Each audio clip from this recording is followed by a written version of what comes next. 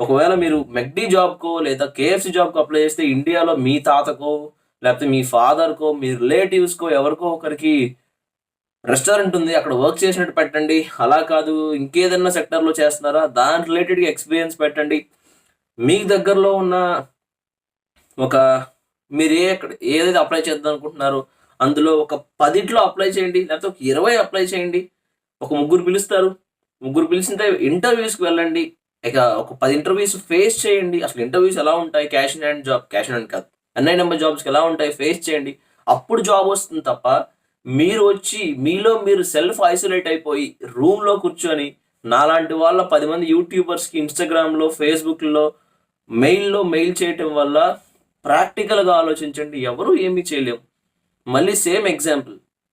మీ friend ఎవరో మీ దగ్గరకొచ్చి నాకు జాబ్ ఇప్పించరా అంటే, మీరు ఈ పలానా కంపెనీకెళ్ళి జాబ్ ట్రై చేయరా అని చెప్తారు తప్ప